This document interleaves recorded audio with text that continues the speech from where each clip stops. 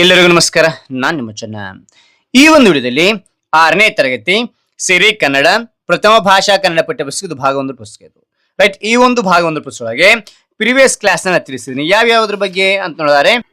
Okay, ಇಲ್ಲಿ ಪರಿವಿಡಿಯಲ್ಲಿ ನೋಡಿ ಮಕ್ಕಳ, ಇಲ್ಲಿ ಏನಿದೆ, ದೊಡ್ಡವರ ದಾರಿ ಇದೆ, ಗಂಧರ್ವ ಸೇನೆ ಇದೆ, ಬೇಸಿಗೆ, ಎಲ್ಲ ಒಂದು ಅಭ್ಯಾಸಗಳನ್ನ ಚಿಕ್ಕದಾಗಿ ನಿಮಗೆ ಉತ್ತರ ತಿಳಿಸ್ತಾ ಹೋಗಿದ್ದೀನಿ.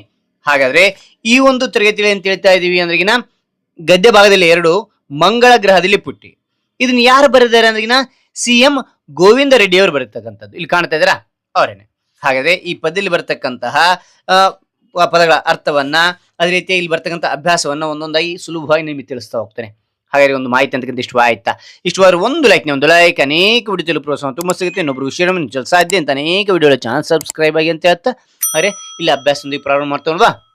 ಇಲ್ಲಿ ಮಕ್ಕಳೇ, ಮೊದಲು ಇಲ್ಲಿ ಪದಗಳ ಅರ್ಥ ಅಂತಕ್ಕಂತ ತಿಳಿಬೇಕಾಗುತ್ತೆ. ಯಾಕೆ ಬೇಕು ಈ ಪದಗಳ ಅರ್ಥ ಅಂದ್ರಿಗಿನ ಪದ್ಯವನ್ನು ಓದಿದಾಗ ಅಥವಾ ಹೆಚ್ಚಿನ ಒಂದು ಶಬ್ದ ಸಂಪತ್ತು ನಿಮಗೆ ಹೆಚ್ಚಾಗ್ಲಿಕ್ಕೆ ಈ ಪದಗಳ ಅರ್ಥ ಅಂತಂದು ಬೇಕಾಗುತ್ತೆ. ಪದ್ಯ ಓದಿದಾಗ ಈಸಿಯಾಗಿ ಅರ್ಥ ಆಗ್ಲಿಕ್ಕೆ ಇದು ಬೇಕಾಗುತ್ತೆ. ಓಕೆನಾ? ರೈಟ್, ಒಂದೊಂದಾಗಿ ತಿಳಿಸೋಗ್ನಿ. ಆಗಸ ಅಂದ್ರೆ ಆಕಾಶ, ಗಗನ ಅಂತಕ್ಕಂಥ ಅರ್ಥ ಕೊಡುತ್ತೆ. ಇಷ್ಟ ಅಂದ್ರೆ ಇಚ್ಛೆ, ಮೆಚ್ಚುಗೆ ಅಂತಕ್ಕಂಥ ಅರ್ಥ ಕೊಡುತ್ತೆ. ಅನಂತರ ರೆಕ್ಕೆ, ರೆಕ್ಕೆ ಅಂದ್ರೆ ಏನು? ಹಕ್ಕಿಗಳ ಪುಕ್ಕ ಅಂತಕ್ಕಂಥದ್ದು ಅಥವಾ ಗರಿ ಅಂತಕ್ಕಂಥ ಅರ್ಥ ಕೊಡುತ್ತೆ. ಒಡಲು, ಒಡಲು ಅಂದ್ರೆ ಶರೀರ, ಹೊಟ್ಟೆ ಅಂತಕ್ಕಂಥ ಅರ್ಥ ಕೊಡುತ್ತೆ. ಸಾಗು ಅಂದ್ರೆ ಚಲಿಸು, ಮುಂದೆ ಹೋಗು ಅಂತಕ್ಕಂಥದ್ದು. ಮಡಿಲು ಅಂದ್ರೆ ಉಡಿ ಅಂತಕ್ಕಂಥದ್ದು. ಧರೆ ಅಂದ್ರೆ ನೆಲ, ಭೂಮಿ ಅಂತ ಕರಿತೇವೆ. ಹೆಬ್ಬಂಡೆ ಅಂದ್ರೆಗಿನ ದೊಡ್ಡದಾದ ಬಂಡೆ, ವಿಸ್ತಾರವಾದ ಕಲ್ಲು ಅಂತಕ್ಕಂಥದ್ದು. ಬರ ಅಂದ್ರೆಗಿನ ಬರಗಾಲ, ಕ್ಷಾಮ, ಮಳೆ ಬೀಳಂಗೆ ಇರ್ತಕ್ಕಂಥದ್ದು. ಅಳಿ ಅಂದ್ರೆಗಿನ ಸಾಯು, ನಾಶ ಹೊಂದು ಅಂತಕ್ಕಂಥ ಅರ್ಥ ಕೊಡುತ್ತೆ. ಗತಿ ಅಂದ್ರೆ ಸ್ಥಿತಿ, ದಾರಿ ಅಂತಕ್ಕಂಥ ಅರ್ಥ ಕೊಡುತ್ತೆ. ಬಯಲು ಅಂದ್ರೆ ಅಂಗಳ, ಮೈದಾನ ಅಂತಕ್ಕಂಥ ಅರ್ಥ ಕೊಡುತ್ತೆ. ಉಳಿಸು ಅಂದ್ರೆ ರಕ್ಷಿಸು, ಕಾಪಾಡು ಅಂತಕ್ಕಂಥ ಅರ್ಥ ಕೊಡುತ್ತೆ. ನೆಡು ಅಂದ್ರೆ ನಾಟು ಅಂತಕ್ಕಂಥ ಅರ್ಥ ಕೊಡುತ್ತೆ. ಓಕೆನಾ ಮಕ್ಳೇ? ರೈಟ್, ಇದಾದ ನಂತರ ಏನ್ ಮಾಡ್ಬೇಕು ನಾನು ಚಿಕ್ಕನ ಅಕ್ಷರದಲ್ಲಿ ಪದ್ಯ ಭಾಗ 2 ಅಂತಕ್ಕಂಥ ಬರಿತಾ ಹೋಗಿ. ದಪ್ಪನ ಅಕ್ಷರದಲ್ಲಿ ಪದ್ಯ ಶೀರ್ಷಿಕೆ ಇದೆಯಲ್ಲ, ಮಂಗಳ ಗ್ರಹದಲ್ಲಿ ಪುಟ್ಟಿ ಅಂತಕ್ಕಂಥ ಅದು ಬರಿತಾ ಹೋಗಿ. ಆ ನಂತರ ಇದ ಪದ್ಯದ ಅಭ್ಯಾಸ ಯಾವತ್ತು ಬರಿತಾ ಇರ್ತೀರ ಆ ಡೇಟನ್ನು ಇಲ್ಲಿ ಬರಿತಾ ಹೋಗಿ. ಮೊದಲು ಕೃತಿಕಾರರ ಪರಿಚಯ ಅಥವಾ ಕವಿ ಪರಿಚಯ ಅಂತಕ್ಕಂಥ ಬರೀಬೇಕಾಗುತ್ತೆ. ಯಾರು ಕವಿ, ಈ ಪದ್ಯವನ್ನು ಯಾರು ಬರೆದಿದ್ದಾರೆ? CM ಗೋವಿಂದ ರೆಡ್ಡಿ ಅವರು. ಕಾಣ್ತಾ ಇದ್ರ? ಇವರೇನೆ. ಜನನ ಯಾವಾಗ ಆಯ್ತು ಅಂದ್ರೆ 11 ಆಗಸ್ಟ್ 1958 ಅಂತ ನೋಡ್ತೇವೆ. ಜನ್ಮಸ್ಥಳ ಕೋಲಾರ ಜಿಲ್ಲೆಯ ಚೆನ್ನಿಗರಾಯಪುರದಲ್ಲಿ ಆಯ್ತು ಅಂತ ನೋಡ್ಬೋದು. ವೃತ್ತಿ ಏನ್ ಕೆಲಸ ಮಾಡ್ತಿದ್ರು ಅಂದ್ರಿನ ಕನ್ನಡ ಸಹ ಪ್ರಾಧ್ಯಾಪಕರಾಗಿ ಕೆಲಸ ಮಾಡ್ತಾ ಇದ್ರು. ಓಕೆನಾ? ಅದಾದ ನಂತರ ನೋಡ್ತೇವೆ ಇನ್ನೇನೆಲ್ಲ ವಿಶೇಷ ನೋಡ್ತೇವೆ ಅಂತ ನೋಡಿದಾಗ ಇಲ್ಲಿ ಕೃತಿಗಳು ನೋಡ್ತೇವೆ. ಬಣ್ಣದ ಚಿಟ್ಟೆ ಅಂತಕ್ಕಂಥದ್ದು, ಮಕ್ಕಳ ಮಂದಾರ ಅಂತಕ್ಕಂಥದ್ದು. ಓಕೆನಾ? ಅದಲ್ದೆ ಇನ್ನೇನು ನೋಡ್ತೇವೆ ಅಂತಂದ್ರೆ ಇಲ್ಲಿ ಪದ್ಯ ಹೇಳುವ ಮರ ಅಂತಕ್ಕಂಥ ಇವೆಲ್ಲ ಕೃತಿಗಳು ನೋಡ್ತೇವೆ. ಅದಾದ ನಂತರ ಪ್ರಶಸ್ತಿಗಳು ಪೆರ್ಲಾ ಕಾವ್ಯ ಪ್ರಶಸ್ತಿ ನೋಡ್ತೇವೆ. ಶಿಶು ಸಂಗಮೇಶ ದತ್ತಿ ಬಹುಮಾನ ನೋಡ್ತೇವೆ. ಕರ್ನಾಟಕ ಸಾಹಿತ್ಯ ಅಕಾಡೆಮಿ ಪ್ರಶಸ್ತಿ ಇವರಿಗೆ ಬಂದಿರತಕ್ಕಂಥದ್ದು. ಓಕೆ, ಆಯ್ಕೆ ಈ ಮೇಲಿನ ಪದ್ಯವನ್ನು ಮಕ್ಕಳ ಮಂದಾರ ಎಂಬ ಕೃತಿಯಿಂದ ಆಯ್ದುಕೊಳ್ಳಲಾಗಿದೆ ಅಥವಾ ಆಯ್ಕೆ ಮಾಡಲಾಗಿದೆ ಅಂತಕ್ಕಂಥ ನೋಡ್ತೇವೆ. ಅದಾದ ನಂತರ ನೀವೇನ್ ಮಾಡ್ತೀರಾ? ಅಭ್ಯಾಸ ಅಂತಕ್ಕಂಥ ಬರಿತಾ ಹೋಗಿ. ಅಭ್ಯಾಸ ಅಂತ ಬರೆದು ಏನ್ ಮಾಡ್ತೀರಾ ಅಂತ ತಿಳಿಸ್ತಾ ಹೋಗ್ತೇನೆ. ಓಕೆನಾ? ಇವಳು ಮಕ್ಕಳೇ, ಅಭ್ಯಾಸ ಅಂತಕ್ಕಂಥ ಬರೀರಿ. ಬರೆದ ನಂತರ ಏನ್ ಮಾಡ್ತೀರಿ? ಇದು ಬರಿತಾ ಹೋಗಿ. ನಾನು ಟೆಕ್ಸ್ಟ್ ಬುಕ್ ನಲ್ಲಿ ನಿಮಗೆ ತೋರಿಸ್ತಾ ಇದ್ದೀನಿ. ಓಕೆನಾ? ಬಿಟ್ಟ ಸ್ಥಳವನ್ನು ತುಂಬಿರಿ ಅಂತಿದೆ. ಓಕೆ, ನಿಮ್ಮ ಕ್ಲಾಸ್ ಟೀಚರ್ನ ಕೇಳಿ, ಬಿಟ್ಟ ಸ್ಥಳ ನೋಟ್ಬುಕ್ ತೆಗಿಬೇಕು, ಇಲ್ಲಿ ಬರೆದ್ರೆ ಸಾಕಂತ ಕೇಳಿ ನೀವು ಮುಂದುವರಿತಾ ಹೋಗಿ. ಓಕೆನಾ? ಮೊದಲನೇ ಒಂದು ಬಿಟ್ಟ ಸ್ಥಳ ನೋಡಿ.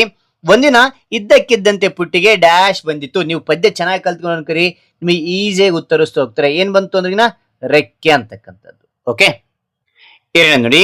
ಹಾರುತ ತೇಲುತ್ತ ಮುಂದಕ್ಕೆ ಸಾಗಿ ಚಂದ್ರನ ಡ್ಯಾಶ್ ಸೇರಿದಳು. ಏನ್ ಸೇರಿದಳು ಅಂದ್ರಿನ ಮಡಿಲನು ಅಂತಕ್ಕಂಥದ್ದು. ಓಕೆ, ಮೂರನೇ ಬಿಟ್ಟ ಸ್ಥಳ ನೋಡಿ. ಮೂರನೇದು ಪುಟ್ಟಿ ನಮ್ಮಿ ಮಂಗಳ ಗ್ರಹದ ದುರಂತ ಡ್ಯಾಶ್ ಕೇಳಿ ತಿಳಿ.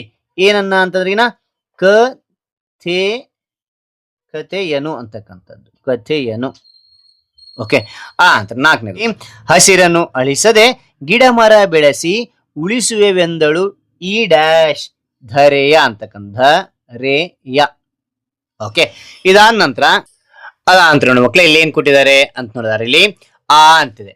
ಕೆಳಗಿನ ಪ್ರಶ್ನೆಗೆ ಒಂದು ವಾಕ್ಯದಲ್ಲಿ ಉತ್ತರಿಸಿ. ಇಲ್ಲಿ 5 ಪ್ರಶ್ನೆ ಒಂದೊಂದು ವಾಕ್ಯದಲ್ಲಿ ಉತ್ತರಿಸಬೇಕಂತ ನಿಮಗೆ ತಿಳಿಸ್ತಾ ಹೋಗ್ತಾನೆ. ಬನ್ನಿ ಇಲ್ಲಿ ನೋಡಿ. ಅದ ನಂತರ ಅಂತಕ್ಕಂಥ ಬರ್ದು ಕೆಳಗಿನ ಪ್ರಶ್ನೆ ಒಂದು ವಾಕ್ಯದಲ್ಲಿ ಉತ್ತರಿಸಿ ಬರೀರಿ. ಮೊದಲನೇ ಪ್ರಶ್ನೆ, ಪುಟ್ಟಿಗೆ ಯಾರ ಹಾಗೆ ಹಾರುವ ಮನಸ್ಸಿತ್ತು? ಯಾರ ಹಾಗೆ ಹಾರುವ ಮನಸ್ಸಿತ್ತು ಅಂದ್ರೆ ಉತ್ತರ. ಪುಟ್ಟಿಗೆ ಹಕ್ಕಿಯ ಹಾಗೆ ಹಾರುವ ಮನಸ್ಸಿತ್ತು ಅಂತಕ್ಕಂಥ ನೋಡ್ತೇವೆ. ಓಕೆ, ಎರಡನೇ ಪ್ರಶ್ನೆ, ಚಂದ್ರನ ಬಿಟ್ಟು ಮೇಲೆ ಹಾರಿದ ಪುಟ್ಟಿ ಎಲ್ಲಿಗೆ ಸೇರಿದ್ಲು? ಚಂದ್ರನ ಬಿಟ್ಟು ಮೇಲೆ ಹಾರಿ ಪುಟ್ಟಿಗೆ ಎಲ್ಲಿ ಸೇರಿದ್ಲು ಅಂದ್ರೆ ಉತ್ತರ. ಚಂದ್ರನ ಬಿಟ್ಟು, ಸೇಮ್ ಪ್ರಶ್ನೆ ಯಾವ ರೀತಿ ಅದೇ ರೀತಿಯಾಗಿ ಉತ್ತರಿಸೋಗಿ. ಚಂದ್ರನ ಬಿಟ್ಟು ಮೇಲೆ ಹಾರಿದ ಪುಟ್ಟಿ ಮಂಗಳನಂಗಳಕ್ಕೆ ಸೇರಿದಳು ಅಂತಕ್ಕಂಥದ್ದು. ಓಕೆ, ಆ ನಂತರ ಮೂರನೇ ಪ್ರಶ್ನೆ ನೋಡಿ ಮಕ್ಕಳೇ, ಏನ್ ಕೊಟ್ಟಿದ್ದಾರೆ ನೋಡಿದರೆ, ಪುಟ್ಟಿ ಯೋಗಿಗೆ ಏನೆಂದು ಹೇಳಿದ್ಲು ಅಂತ ಮೂರನೇ ಪ್ರಶ್ನೆ ನೋಡಿದ್ರೆ ಉತ್ತರ, ಪುಟ್ಟಿ ಯೋಗಿಗೆ ನೀನು ಹೇಗೆ ಇಲ್ಲಿಗೆ ಬಂದೆ ಎಂದು ಕೇಳಿದಳು ಅಂತಕ್ಕಂಥದ್ದು.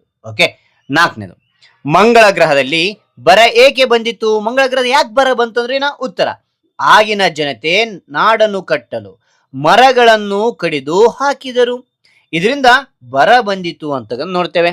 ಓಕೆ, ಕೊನೆಯ ಪ್ರಶ್ನೆ ನೋಡಿ, ಪುಟ್ಟಿ ಜನರಲ್ಲಿ ಏನನ್ನು ಉಳಿಸಲು ಬೇಡಿದಳು? ಏನನ್ನು ಉಳಿಸಲು ಬೇಡಿದಳು? ಉತ್ತರ, ಪುಟ್ಟಿ ಜನರಲ್ಲಿ ಹಸಿರನ್ನು ಉಳಿಸಲು ಬೇಡಿದಳು ಅಂತೇಳಿ, ಹಸಿರನ್ನು. ಓಕೆನಾ, ರೈಟ್. ಮುಂದಿನ ನೋಡ್ತೋಣ. ಇಲ್ಲಿ ನೋಡಿ ಮಕ್ಕಳೇ, ಆ ಅಂತಕ್ಕಂಥದ್ದಾಯ್ತು. ಆ ಅಂತರಲ್ಲಿ ಈ ಕೊಟ್ಟಿದ್ದಾರೆ. ಏನ್ ಕೊಟ್ಟಿದ್ದಾರೆ ಈ ನಲ್ಲಿ ಅಂತ ನೋಡಿದಾರೆ, ಇಲ್ಲಿ ಪದ್ಯ ಭಾಗವನ್ನು ಪೂರ್ಣಗೊಳಿಸಿ, ಇಲ್ಲಿ ಇದು ಕೊಟ್ಟಿದ್ದಾರೆ, ಇದನ್ನು ಕೊಟ್ಟಿದ್ದಾರೆ, ಇದನ್ನು ಪೂರ್ಣಗೊಳಿಸಬೇಕು. ಇಲ್ಲಿ ಆಗಸದಲ್ಲಿ ಆರುವುದೆಂದರೆ ಪೂರ್ಣ ಭಾಗ ಮಾಡಿ ನಾನು ಪೂರ್ಣ ಮಾಡಿದ್ದೀನಿ. ಇದೆಲ್ಲಿದೆ ಅಂತ ನೋಡ್ತೋಣ, ತಿಳಿಸ್ತಾ ಹೋಗ್ತೇನೆ ನೋಡಿ. ಎಸ್, ಪದ್ಯದಲ್ಲಿ ಮೊದಲನೇ ಪ್ಯಾರಾಗ್ರಾಫ್ ಇದೆಯಲ್ಲ, ಆಗಸದಲ್ಲಿ ಆರುವುದೆಂದರೆ, ಇಲ್ಲಿಂದ ಇದು ಕಷ್ಟವರೆಗೆ ನೀವೇನ್ ಮಾಡೋಕ್ಕಾಗುತ್ತೆ, ಅಲ್ಲಿ ಪೂರ್ಣಗೊಳಿಸ್ಬೇಕಾಗುತ್ತೆ. ಆ ಅಂತ ಎರಡನೇದು ಹೇಳಿದರೆ, ಮಳೆ ಬೆಳೆ ಅಂತಿದೆ, ಮಳೆ ಬೆಳೆ ಕಾಣದೆ ಅಂತಿದೆಯಾ, ಇಲ್ಲಿ ನೋಡಿ, ಮಳೆ ಬೆಳೆ ಕಾಣದೆ ಜೀವಿಯು ಅಳಿದು, ಇಲ್ಲಿಂದ ಗತಿಯವರೆಗೆ ನೀವೇನ್ ಮಾಡಬೇಕು, ಈ ಪದ್ಯವನ್ನು ಬರೆದು ಪೂರ್ಣಗೊಳಿಸ್ಬೇಕಾಗುತ್ತೆ. ಅದಾಂತರ ಕೊಟ್ಟಿದ್ದಾನೆ ಇಲ್ಲಿ ಅಂತ ನೋಡಿದ್ರೆ, ಈ ಕೊಟ್ಟಿದ್ದಾನೆ ಏನು ಅಂತ ನೋಡಿದರೆ, ಸಿಎಂ ಗೋವಿಂದ ರೆಡ್ಡಿ ಅವರ ಸ್ಥಳ, ಕಾಲ, ಕೃತಿಗಳ ವಿವರ ತಿಳಿಸಿ ಅಂತಿದೆ. ನೋಡ್ತೋಣವಾ? ಓಕೆ, ಇಲ್ಲಿ ನೋಡಿ, ಈ ಅಂತಕ್ಕಂಥ ಬರ್ದು ಸಿಎಂ ಗೋವಿಂದ ರೆಡ್ಡಿ ಅವರ ಸ್ಥಳ, ಕಾಲ, ಕೃತಿಗಳ ವಿವರ ತಿಳಿಸಿ ಅಂತ ಬರೆದ ನಂತರ ಇಲ್ಲಿ ಉತ್ತರ, ಸ್ಥಳ ಯಾವುದಂದ್ರಿಗಿನ ಕೋಲಾರ ಜಿಲ್ಲೆಯ ಚೆನ್ನಿಗ ರಾಯಪುರ ಅಂತಕ್ಕಂಥದ್ದು, ಕಾಲ 11 ತಿಂಗಳು ಅಂದ್ರೆ ಆಗಸ್ಟ್ 1958 ಅಂತಕ್ಕಂಥದ್ದು, ಕೃತಿಗಳು ನೋಡಿದರೆ ಬಣ್ಣದ ಚಿಟ್ಟೆ, ಮಕ್ಕಳ ಮಂದಾರ, ಪದ್ಯ ಹೇಳುವ ಮರ ಅಂತಕ್ಕಂಥದ್ದು. ಓಕೆನಾ, ಮುಂದಿನ ನೋಡ್ತೋಣ. ಇಲ್ಲಿ ಈ ಅಂತಕ್ಕಂಥದ್ದಾಯ್ತು. ಇಲ್ಲಿ ನಾಮಪದ, ನಾಮ ಪ್ರಕೃತಿ ಮತ್ತು ವಿಭಕ್ತಿ ಪ್ರತಿಗಳನ್ನು ಗುರುತಿಸಿ ಬರೆಯಿದೆ ಅಂತಿದೆ. ಈ ಎರಡು ಕೊಟ್ಟಿದ್ದಾರೆ, ಇದೆರಡು ಯಾವ ರೀತಿ ಬರೆಯೋಕೆ ನಾನು ತಿಳಿಸ್ತಾ ಹೋಗ್ತೇನೆ. ಇದೇ ರೀತಿ ಬರೀತಾ ಹೋಗಿ, ನಾಮಪದ, ನಾಮ ಪ್ರಕೃತಿ ಮತ್ತು ವಿಭಕ್ತಿ ಪ್ರತ್ಯಯಗಳನ್ನು ಗುರುತಿಸಿ ಬರೆಯಿದೆ ಅಂತಿದೆ. ಓಕೆನಾ, ಮೊದಲನೇದು ಗಗನ ಪ್ಲಸ್ ಅನ್ನು, ಗಗನವನ್ನು ಅಂತಕ್ಕಂಥ. ಗಗನ ಅಂತಕ್ಕಂಥದ್ದು ಏನಂದ್ರೆ ನಾಮ ಪ್ರಕೃತಿ. ಇಲ್ಲಿ ಪ್ರಥಮ ವ್ಯಕ್ತಿ ದ್ವಿತೀಯ ವ್ಯಕ್ತಿಯನ್ನು ಚಾರ್ಟ್ ಕಾಣ್ತಾ ಇದೆಯಾ? ಎಸ್, ದ್ವಿತೀಯ ವ್ಯಕ್ತಿ ಅನ್ನು ಅಂತಿದ್ರೆ ಅದು ದ್ವಿತೀಯ ವ್ಯಕ್ತಿ ಆಗುತ್ತೆ. ಕೊನೆಗೆ ಬರ್ತಕ್ಕಂಥದ್ದು ನಾಮಪದ ಆಗಿರುತ್ತೆ. ಓಕೆನಾ, ಅದ ನಂತರ ಇಲ್ಲಿ ಎರಡನೇದು ಶಾಲೆ ಪ್ಲಸ್ ಇಂದ, ಶಾಲೆಯಿಂದ ಅಂತಕ್ಕಂಥದ್ದಾಗುತ್ತೆ. ಶಾಲೆ ಅಂತಕ್ಕಂಥ ನಾಮ ಪ್ರಕೃತಿ ಆಗಿರುತ್ತೆ. ಇಂದ ಪ್ರಥಮ ವ್ಯಕ್ತಿ ದ್ವಿತೀಯ ವ್ಯಕ್ತಿ ಅನ್ನು, ತೃತೀಯ ವ್ಯಕ್ತಿ ಇಂದ ಅಂತಕ್ಕಂಥ ತೃತೀಯ ವ್ಯಕ್ತಿ ಆಗಿರುತ್ತೆ. ತೃತೀಯ ವ್ಯಕ್ತಿ ಅಂತಕ್ಕಂಥದ್ದು ಇಲ್ಲಿ ನಾಮಪದ ಇದು ಅಂತಕ್ಕಂಥ ನೋಡ್ಬೋದು. ಓಕೆನಾ, ರೈಟ್. ಮುಂದೆ ನೋಡ್ತೋಣ. ಇಲ್ಲಿ ನೋಡಿ ಮಕ್ಕಳೇ, ಅಂತಕ್ಕಂಥದ್ದು ಕೊಟ್ಟಿರುವ ವಾಕ್ಯಗಳಲ್ಲಿರುವ ಗುಣವಾಚಕ ವಿಶೇಷಣ ಅಂತಂದ್ರೆ ಗುಣವಾಚಕ ಅಂದ್ರೆ ವಿಶೇಷಣ, ಗುಣವಾಚಕಗಳನ್ನು ಗುರುತಿಸಿ ಅಂತಿದೆ.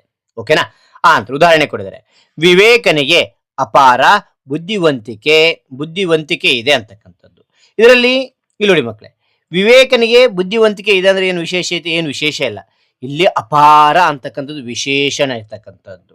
ಓಕೆನಾ, ಅದೇ ರೀತಿಯಾಗಿ ಇಲ್ಲಿ ನೋಡ್ತೋಣ. ಒಂದೇದು ರಫೀಕ್ ಅನ್ನೋದು ದೊಡ್ಡ ಮನೆ. ಇಲ್ಲಿ ನೋಡಿ ಮಕ್ಕಳೇ, ವಿಶೇಷ ಏನಂದ್ರೆ ರಫೀಕ್ ಅನ್ನೋದು ಮನೆ ಅಂದ್ರೆ ಏನನ್ನು ವಿಶೇಷ ಐತಾ? ಇಲ್ಲ. ರಫೀಕ್ ಅನ್ನೋದು ದೊಡ್ಡ ಮನೆ ಅಂತಕ್ಕಂಥ, ದೊಡ್ಡ ಅಂತಕ್ಕಂಥದ್ದು ಇಲ್ಲಿ ಗುಣವಾಚಕ ಅಥವಾ ವಿಶೇಷಣ ಆಗಿರುತ್ತೆ.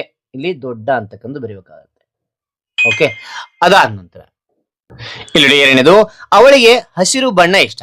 ಇಲ್ಲಿ ನೋಡಿ ಮಕ್ಕಳೇ, ಇಲ್ಲಿ ಅವಳಿಗೆ ಬಣ್ಣ ಇಷ್ಟ ಅಂತ ಬರೆದ್ರೆ ಏನು ವಿಶೇಷ? ಏನು ವಿಶೇಷ ಇಲ್ಲ. ಏನಂತ ವಿಶೇಷ ಆಗುತ್ತಿಲ್ಲ ಅಂದ್ರೆ ಹಸಿರು ಅಂತಕ್ಕಂಥದ್ದು, ಹಸಿರು. ಓಕೆ, ನಂತರ ಪುಟ್ಟಿಯು ಕಂಡಳು ಕೆಂಪು ಬಂಡೆಯನ್ನು. ಇಲ್ಲಿ ನೋಡಿ, ಪುಟ್ಟಿಯು ಕಂಡಳು ಬಂಡೆ ಅನ್ನೋದ್ರೆ ಏನು ವಿಶೇಷತೆ? ಏನು ವಿಶೇಷತೆ ಇಲ್ಲ. ಎಂತ ಬಂಡೆ ಕಂಡ್ಲು? ಕೆಂಪು ಬಂಡೆ, ಕಪ್ಪು ಬಂಡೆ, ಬಿಳಿ ಬಂಡೆ ಅಂತ. ಇದು ಕೆಂಪು ಅಂತಕ್ಕಂಥದ್ದು ಇಲ್ಲಿ ವಿಶೇಷಣ ಆಗಿರುತ್ತೆ, ಇದು ಗುಣವಾಚಕ ಆಗಿರುತ್ತೆ. Okay, right. ನಂತರ ಮುಂದೆ ನೋಡ್ತೋಣ. ಇದೆ, ಕೊಟ್ಟಿರುವ ವಾಕ್ಯಗಳಲ್ಲಿ ಸಂಖ್ಯಾವಾಚಗಳನ್ನು ಗುರಿಸಿ ಬರೆಯಿರಿ ಅಂತಿದೆ. ಡೇವಿಡ್ನ ಊರಿನಲ್ಲಿ 100 ಹಸುಗಳಿವೆ. ಇಲ್ಲಿ ಸಂಖ್ಯಾವಾಚಕ ಯಾವುದು? 100 ಅಂತಕ್ಕಂಥದ್ದು. ಇಲ್ಲಿ 100 ಅಂತಕ್ಕಂಥದ್ದು ಬರಿಬೇಕಾಗುತ್ತೆ.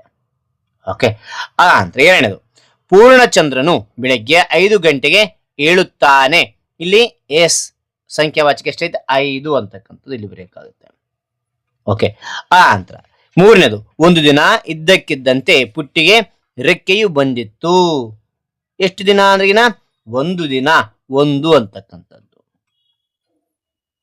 Okay, right. ಇದು ನಿಮ್ಮ ತರಗತಿ ಶಿಕ್ಷಕರನ್ನ ಕೇಳಿ ನೋಟ್ ನಲ್ಲಿ ಬರೆಯೋಕೆ ಅಥವಾ ಇಲ್ಲೇ ಬರೆದ್ರೆ ಸಾಕಂತ ಕೇಳಿ ನೀವು ಮುಂದುವರಿತಾ ಹೋಗಿ. ಓಕೆ, ಇದಾದ ನಂತರ ಏನ್ ಕೊಟ್ಟಿದ್ದಾರೆ ನೋಡಿ ಮಕ್ಕಳಲ್ಲಿ, ಎಸ್, ಇಲ್ಲಿ ನೋಡಿ. ಎ, ಕೊಟ್ಟಿರುವ ಸನ್ನಿವೇಶ ಅಥವಾ ಘಟನೆಯನ್ನು ಬೇರೆಯವರಿಂದ ಓದಿಸಿರಿ, ಚೆನ್ನಾಗಿ ಆಲಿಸಿರಿ, ಕೊಟ್ಟಿರುವ ಪ್ರಶ್ನೆಗೆ ಉತ್ತರ ಓದ್ತಿರಿ. ಇಲ್ಲಿ ನೋಡಿ ಮಕ್ಕಳೇ, ಇಲ್ಲಿ ಎ ಅಂತಕ್ಕಂಥದ್ದು ಕೊಟ್ಟಿರುವ ಸನ್ನಿವೇಶ ಅಥವಾ ಘಟನೆಯನ್ನು ಬೇರೆಯವರಿಂದ ಓದಿಸಿರಿ, ಚೆನ್ನಾಗಿ ಆಲಿಸಿರಿ, ಕೊಟ್ಟಿರುವ ಪ್ರಶ್ನೆಗೆ ಉತ್ತರಿಸಿರಿ ಅಂತ ಕೇಳಿದ್ರೆ ನಾನು ಚೆನ್ನಾಗಿ ಓದ್ತಾ ಹೋಗ್ತೇನೆ, ನೀವು ಕೂಡ ಕೇಳ್ತಾ ಹೋಗಿ, ಕೊನೆ ನಾನು ಪ್ರಶ್ನೆ ಕೇಳ್ತೇನೆ, ಉತ್ತರ ನೀಡ್ತಾ ಹೋಗಿ. Okay, right. ಅಂತ ಚಾರ್ಲ್ಸ್ ಡಾರ್ವಿನ್ರ ಮೊಮ್ಮಕ್ಕಳು ಒಂದು ಸಲ ತಮ್ಮ ತಾತನನ್ನು ಕೀಟಲೆ ಮಾಡುವುದಕ್ಕಾಗಿ ಒಂದು ಊಟ ಹೂಡಿದರು. ಒಂದು ಜೀರುಂಡೆಯನ್ನು ಹಿಡಿದು ತಂದು ಅದರ ರೆಕ್ಕೆಗಳನ್ನು ಕಿತ್ತು ಹಾಕಿದರು. ಅದಕ್ಕೆ ಚಿಟ್ಟೆಯೊಂದರ ರೆಕ್ಕೆಗಳನ್ನು ಅಂಟಿಸಿದರು. ಅಂಟಿಸುವಿಕೆಯನ್ನು ಬಹಳ ಚತುರತೆಯಿಂದ ಮಾಡಿದ್ದರಿಂದ ಅದು ಒಂದು ನೈಜವಾದ ಆದರೆ ಅಪರೂಪವಾದ ಕೀಟದಂತೆ ಕಾಣುತ್ತಿತ್ತು. ಅದನ್ನು ಅವರು ಡಾರ್ವಿನ್ರ ಬಳಿಗೆ ಕೊಂಡೊಯ್ದು, ತಾತ, ಇದು ಯಾವ ಜಾತಿಯ ಕೀಟ ಎಂದು ಕೇಳಿದರು.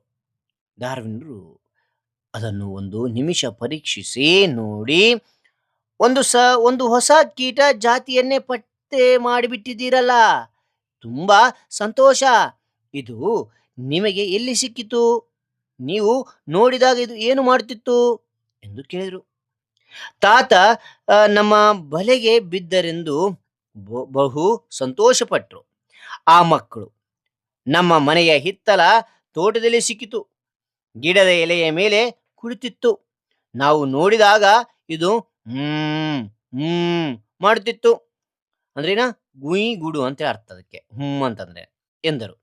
ಅದಕ್ಕೆ ಡಾರ್ವಿನ್ರು, ಓಹೋ ಸರಿ, ಮತ್ತೆ ಹಾಗಾದ್ರೆ ಇದು ಹಂಬಗ್ ಅಂದ್ರೆ ಗುಯಿ ಗುಡುವ ಹುಳು ಎಂದರು. ಹಂಬಗ್ ಅಂತೇಳಿ ಅಂದ್ರು. ಯಾರು ಅಂತಂದ್ರೆ ಎಸ್, ಡಾರ್ವಿನ್ರು ಅಂತಕ್ಕಂಥದ್ದು. ಓಕೆ, ಪ್ರಶ್ನೆ ಕೇಳ್ತಾ ಹೋಗ್ತೇನೆ ನೋಡಿ. ಇಲ್ಲಿ ಪ್ರಶ್ನೆ ಎ ಅಂತಕ್ಕಂಥದ್ದು. ಪ್ರಶ್ನೆಗಳು ಉತ್ತರ ನೋಡ್ತಾ ಹೋಗೋಣ. ಮೊದಲನೇ ಉತ್ತರ ಪ್ರಶ್ನೆ, ಡಾರ್ವಿನ್ನರು ಹೊಸ ಕೀಟವನ್ನು ಹಂಬಗ್ ಎಂದು ಏಕೆ ಕರೆದರು ಅಂತಿದೆ. ಉತ್ತರ, ಮನೆ ಹಿತ್ತಲಲ್ಲಿ ಸಿಕ್ಕಿದ ಕೀಟವು ಮಾಡುತ್ತಿತ್ತು. ಆದ್ದರಿಂದ ಡಾರ್ವಿನ್ನರು ಹೊಸ ಕೀಟವನ್ನು ಹಂಬಗ್ ಎಂದು ಕರೆದರು ಅಂತ ನೋಡ್ಬೋದು. ಓಕೆ, ಎರಡನೇ ನೋಡಿ ಮಕ್ಕಳು ಏನ್ ಕೊಟ್ಟಿದ್ದಾರೆ ಅಂದ್ರೆ, ಮಕ್ಕಳು ಚಿಟ್ಟೆ ರೆಕ್ಕೆಯನ್ನು ಯಾವುದಕ್ಕೆ ಅಂಟಿಸಿದ್ರು ಅಂತಿದೆ. ಉತ್ತರ, ಅದೇ ರೀತಿಯಾಗಿ ಉತ್ತರಿಸೋಗಿ, ಮಕ್ಕಳು ಚಿಟ್ಟೆಯ ರೆಕ್ಕೆಯನ್ನು ಜೀರುಂಡೆಗೆ ಅಂಟಿಸಿದ್ರು ಅಂತಕ್ಕಂಥದ್ದು. ಓಕೆನಾ, ರೈಟ್. ಮುಂದೆ ನೋಡ್ತೋಣ. ಓಕೆ, ಇಲ್ಲಿ ನೋಡಿ, ಇಲ್ಲಿ ವ್ಯಾಕರಣ ಮಾಹಿತಿ ಅಂತಿದೆ, ಇಲ್ಲಿ ದುರ್ಯುಕ್ತಿ ಇದೆ, ಜೋಡಿ ನುಡಿ ಇದೆ, ಅನುಕರಣವೇ ಅಂತಿದೆ. ಓಕೆನಾ, ಈ ಒಂದು ವಿಷಯದ ಬಗ್ಗೆ, ವ್ಯಾಕರಣದ ಬಗ್ಗೆ ನಿಮ್ಮ ತರಗತಿ ಶಿಕ್ಷಕರು ಎಲ್ಲ ತಿಳಿಸ್ತಾ ಹೋಗ್ತಾರೆ.